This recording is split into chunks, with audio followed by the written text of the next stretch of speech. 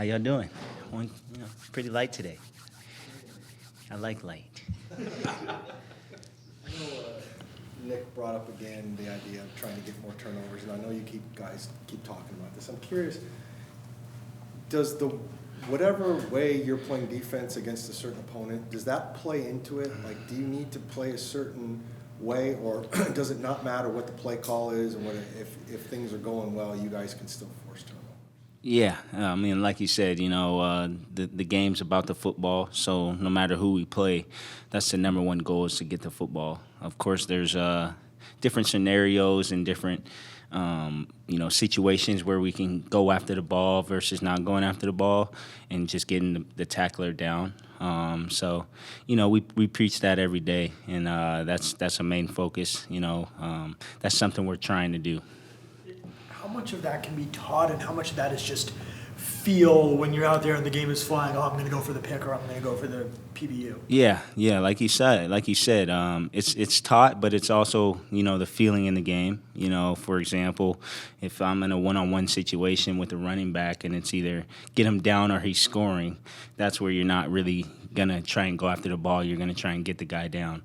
Versus when one guy has the ball carrier raveled up, the second man, third man in can go for the strip attempts. Situations like those is, what we preach about.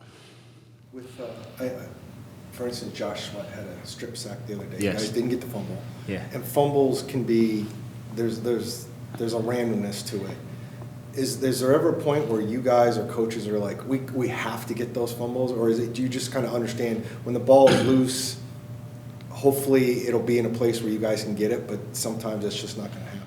Yeah, I mean, that's how the game goes. The game is a game of inches. So, he had a great strip sack. The ball actually, as he stripped it, the ball was in his arm. But just how fast things are going, he's trying to get the sack, get the ball out. And those situations are very hard for someone to get a strip sack and understand the ball's right there. It's like a millisecond, So it's just all hats around the football. That's what we preach no matter what. So whether it's getting a sack or getting the guy down, if all hats are around the ball, we got more color to the ball.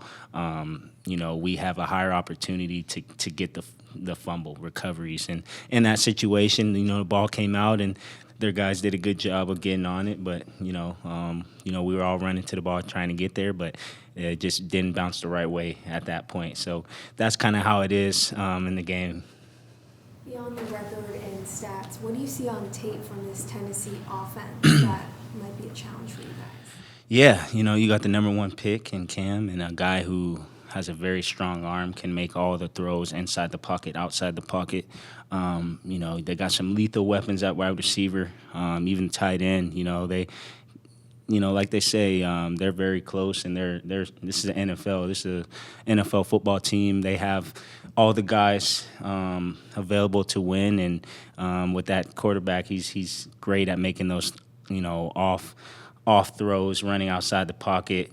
Sometimes throws that a quarterback wouldn't really make. He has the arm talent to make those throws, and that is definitely hard as a DB. You got to be plastering at all times because he can throw the football at all points. So great team that's coming in trying to get a W, and we're playing at home. Very excited for the opportunity to go against a good team. Have you ever you've been through a lot of iterations of this team, obviously, and there's been a couple of years where it hasn't gone as well. So you've been on maybe the other side of when you're struggling and you're going up against a better team. Do you ever try and explain that to maybe younger guys? Like, hey, I've been in this situation before, and like in that locker room, they're ready to come and get that first win or break a streak or whatever. Do you try and use first-person experience to explain to guys like, you better not be sleeping on these guys, even with the Yeah, I mean, not really, just because this is the NFL. Every team is liable to win and lose, no matter if you're 13-0 or 0-13. Anybody can be beat. It's a matter of who puts in that work throughout the week, who can live in the present one day at a time, and who can execute and play the game with motor and violence on Sundays or Thursdays or Mondays. So on game days. So it's definitely. we don't need any type of other hype talk. We understand we're in the NFL and this is our job and this is what we have to do in order to win. And we have to execute. We got to do our job. We got to play with motor and violence and, eliminate explosives and get turnovers so we can get the ball back to the offense. So that's our number one goal week in and week out, no matter who we play. And we got a team that's, hungry to try and get a W. And, they're going to be playing very hard just like we're going to be playing hard and, let the best man win.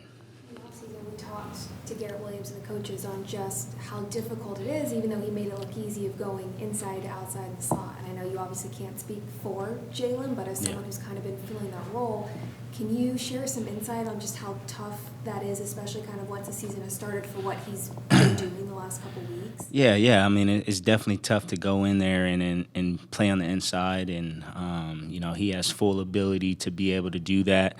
The way we play our defense, our nickel kind of plays, a little bit more safety and, some corner at times. But JT has all the attributes to do what he's doing, and he's going to continue to get better at, the nickel position. And we're going to continue to do different things. So, very happy to have him there.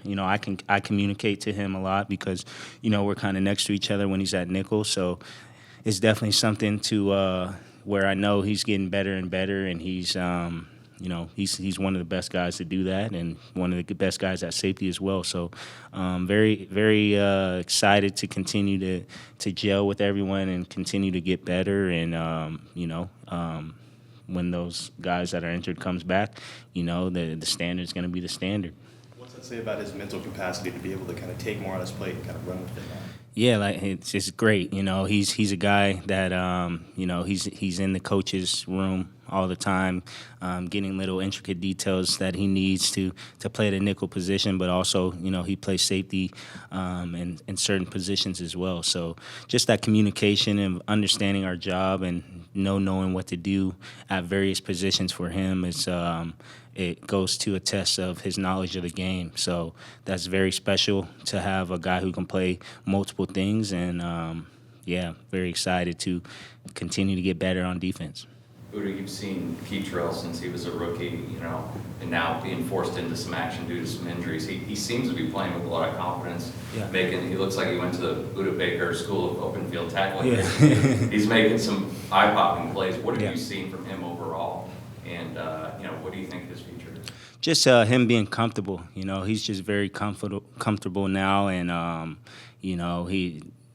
you communicate the calls to him. He taps off. He understands what to do each and every play compared to, of course, like his rookie year where he might not know it all the way, but, he's at the point where he knows everything. And as long as we get that communication to him, he plays with confidence, high motor, and a guy who can make those sure tackles, off the edge. So that's what we need at the corner position because we know those teams do a great job of trying to crack our safeties and force the ball outside, and those corners got to tackle. So he's doing a great job. Sky's the limit for him.